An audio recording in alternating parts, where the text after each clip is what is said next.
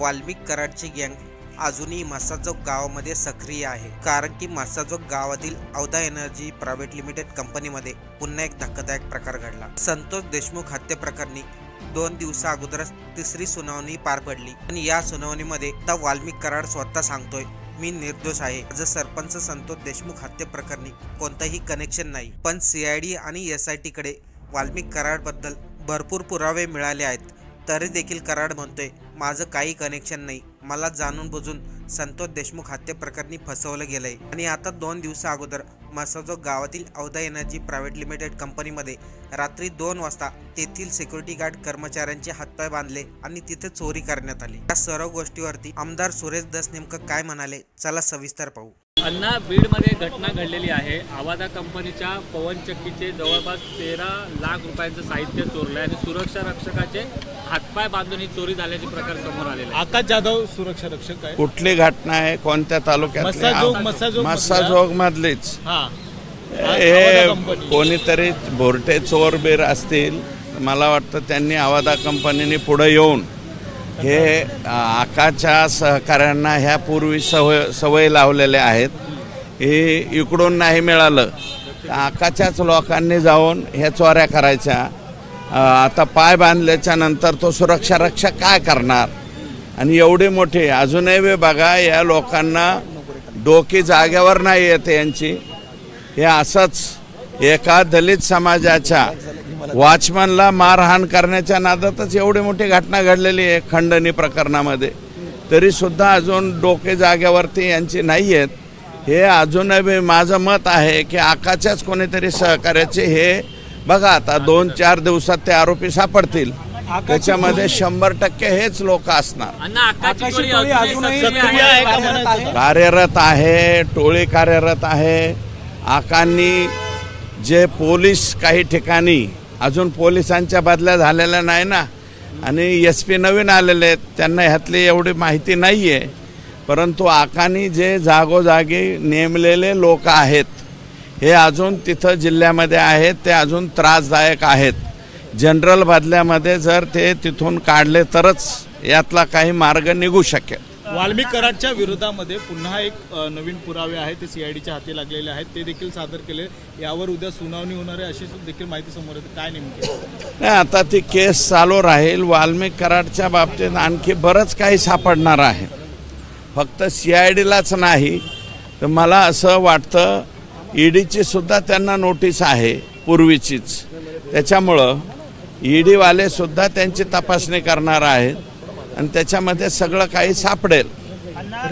राख माफिया देखील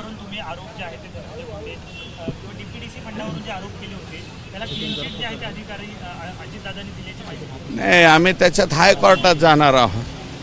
त्यांनी क्लीन चिट दिले ना, तर हायकोर्टात जाऊन ते 73 कोटी रुपये पूर्णपणे बोगस कसे उचललेले आहेत हे आम्ही त्या ठिकाणी कोर्टात जाऊन सिद्ध करू।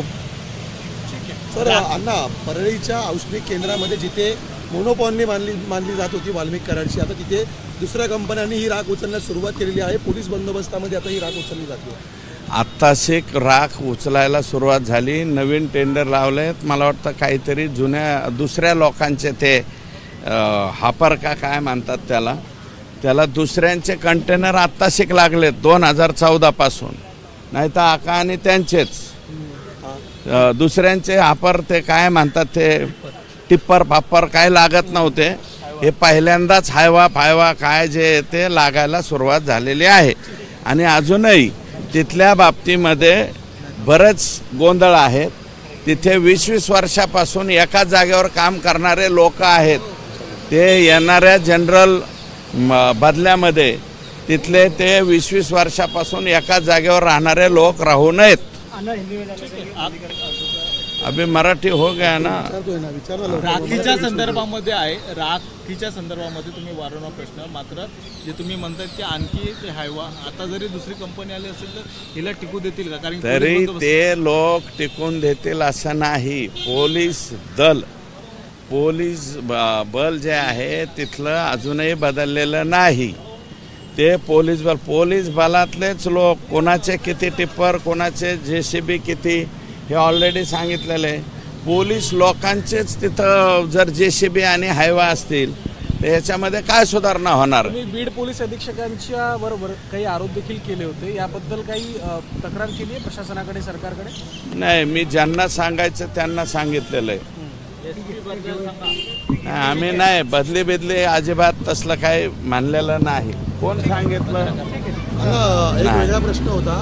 मुंबईमध्ये सध्या वक्फ बोर्ड विरोधाचे विधेयक मंजूर झालं होतं, त्याला महाविकास आघाडीने विरोध केला होता आणि खासदार अरविंद सावंत असतील, वर्षा गायकवाड असतील, यांच्या निषेधाचे बॅनर लागलेले आहेत ठिकठिकाणी. त्यांचा वतन के आणि धर्म के गद्दार असा उल्लेख सुद्धा करण्यात आलेला आहे. हे पहा, वक्फ बोर्डाच्या बाबतीमध्ये जो बदल झालेला आहे त्याच्यामध्ये हिंदू लोकांना इन्व्हॉल्व केलेला नाही. त्याचा वापर जो आहे तो मुस्लिम समाजाचेच लोक करणार आहे. मग एवढं असताना सुद्धा त्याच्या बाबतीमध्ये विनाकारण लोकांच्यामध्ये गैरसमज पसरवतात. म्हणून मग या खासदारांच्या विरोधात जनतेनं त्या ठिकाणी बोर्ड लावले असतील आणि असे बऱ्याच ठिकाणी लागतील.